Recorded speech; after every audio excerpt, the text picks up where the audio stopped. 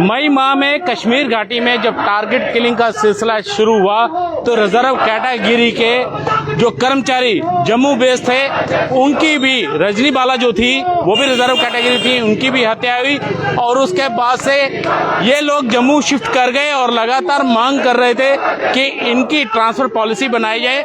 25 जुलाई को एक transfer policy जो है वो बनाई गई, कमेटी बनाई गई, लेकिन उसकी रिपोर्ट जो है वो अब तक जो है वो नहीं लाई गई है पब्लिक डोमेन में कहा जाए। तो उसके बाद से ये लगातार प्रदर्शन कर रहे हैं। आप देख सकते हैं छोटे छोटे बच्चों के साथ, कहा जाए तो छोटे छोटे बच्चे हैं, इनको लेकर ये लोग प्रदर्शन कर रहे हैं। कुछ महिलाएं हमारे साथ हैं, क्या कहेंगे आप? फिर से प्रदर्शन पर उतरे हैं, प्रदर्शन कर रहे हैं, बच्चों के साथ उतरे हैं, क्या कहेंगे? सर, हम अगर प्रदर्शन कर रहे हैं, हम आपके सामने बच्चे बैठे हुए हैं, आप इससे अंदाजा लगा सकते हैं कि हमारी क्या हालत, हमारी क्या मजबूरी है। क्योंकि कश्मीर में हमारे पास रहने की जगह नहीं है, वहां पर हम सेफ नहीं हैं। कश्मीर में जाते हैं तो हमें वहां पे नॉन लोकल ट्रीट किया जाता है। हम सही में नॉन लोकल है वहां के, क्योंकि हम जम्मू के रहने वाले हैं और जम्मू में आप हमें वापिस आने नहीं दे रही सरकार हमें, तो हम जाएंगे जहां कहां पर? हम अम्बेडकर चौक ही बैठे रहेंगे। और आपके माध्यम से मैं एक बात एडमिनिस्ट्रेशन को बता देना चाहते हैं कि अगर आपने हमें वापस नहीं लाया, हम अम्बेडकर चौक बैठ के अपनी जान दे देंगे, लेकिन कश्मीर नहीं जाएंगे।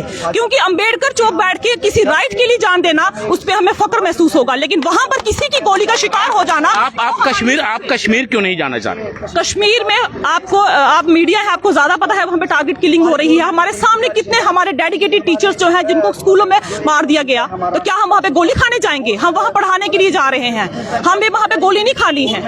25 जुलाई को एक कमेटी बनाई गई थी, क्या उसकी रिपोर्ट अभी तक अगर उसकी रिपोर्ट, सर एक भी रिपोर्ट उसकी आई होती तो हमें कुछ संतुष्टि मिलती। हम लोग यहाँ पे आज सड़कों पे नहीं बैठते, लेकिन यहाँ पे कहते ना, इतनी अफसोस की बात है कि एलजी साहब जो पूरे जम्मू कश्मीर के कस्टोडियन हैं, उन्होंने एक सोच समझ के कमेटी बनाई, ठीक है, लेकिन उसमें एक वर्ड भी लिखा गया टाइम बाउंड मैनर। लेकिन मुझे लगता है उस कमेटी को जो बनाया गया है उसमें टाइम बाउंड मैनर की किसी को कोई परवाह ही नहीं है कि कितना टाइम लेना है। 15 साल हम लोग अपने कश्मीर में दे चुके हैं, तो अब क्या एडमिनिस्ट्रेशन का 15 साल और लगाएगी ट्रांसफर पॉलिसी बनाने के लिए? तो हम आपके माध्यम से यही बोलना चाहते हैं कि अगर आपने कमेटी बनाई है, आप इतने बड़े कस्टोडियन है, तो आपको इस चीज को सीरियसली देखना चाहिए। क्योंकि यहाँ पे टीएज या सैलरी का मुद्दा नहीं है, ये हमारी जान का मुद्दा है, हमारे बच्चों के भविष्य का मुद्दा है। ये कहीं ना कहीं इनका प्रदर्शन साफ है, कहीं ना कहीं इनको डर है कि वहां पर अगर पहुंचेंगे तो फिर से टारगेट किलिंग का सिलसिला शुरू हो सकता है और इनके बच्चों का भविष्य जो है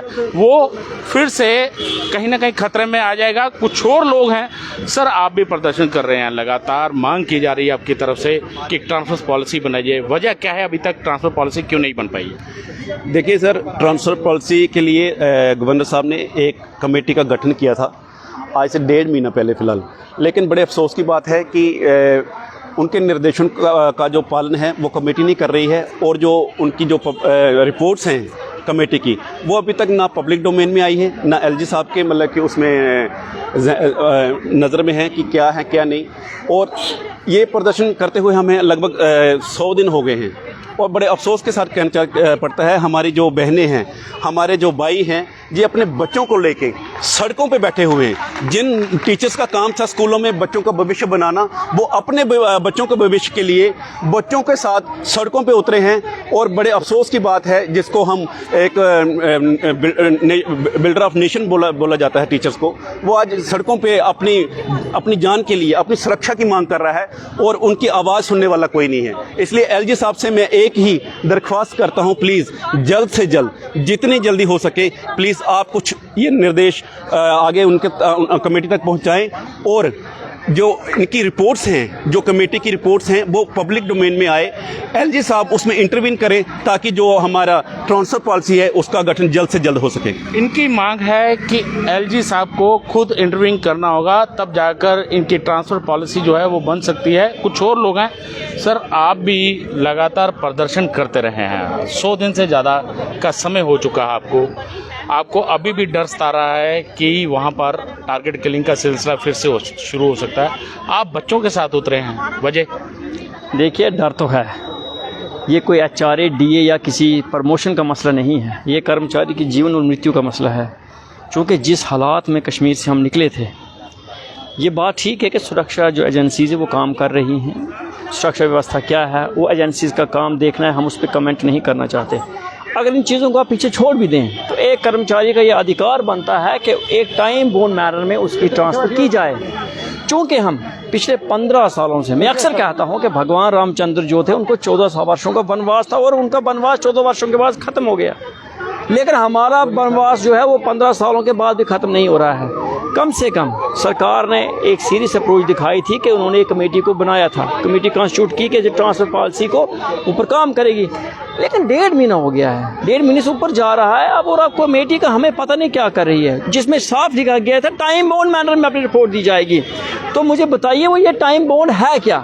2 महीने हैं, 2 साल हैं या 15 साल हैं? जब यहाँ पर मैं आपको छोटी सी बात बताता हूँ, यहाँ पर हमारे वोकेशनल ट्रेनर्स जो थे उनका धरना चला, उनके लिए सरकार ने एक कमेटी बनाई। उस कमेटी ने साफ तौर पे लिखा कि 20 दिन के अंदर अंदर ये कमेटी अपनी रिपोर्ट रिकमेंडेशन देगी, लेकिन अभी तक हमारे मसले में, चूँकि ये मसला जीवन का है, और दूसरी बात ये भी है जिन जिन अधिकारियों ने, हम देखते हैं वहाँ कश्मीर में ऐसे कुछ आर्डर्स निकल रहे हैं जो रिज्यूम कीजिए ड्यूटी, किसी भी कर्मचारी के पास वहाँ पर अकोमोडेशन नहीं है।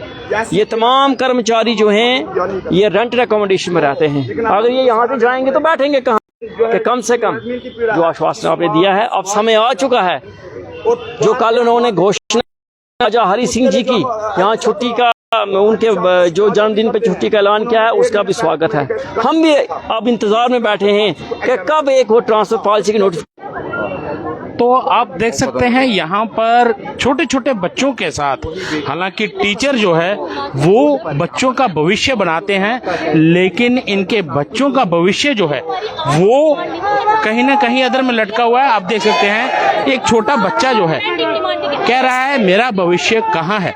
तो ऐसी बातें जो हैं वो निकलकर सामने आ रही हैं। तो एलजी साहब को समझना होगा कि अगर महाराजा हरि सिंह की छुट्टी की घोषणा उन्होंने की है तो अब इनको ये भी उम्मीद है कि इनकी जो ट्रांसफ़र पॉलिसी है वो ख़त्म होगी। जिस प्रकार से कुछ कर्मचारी हैं उन्होंने ये भी कहा है कि 14 साल का वनवास श्री राम को मिला था, लेकिन इनको 15-15 साल हो चुके हैं वहाँ पर काम करते हुए। एक ट्रांसफ़र पॉलिसी जो है वो बनाई जाए ताकि ये राहत की सांस ले पाएँ। रविंद्र कुमार श्रीवास्तव, पंजाब केसरी, जम्मू।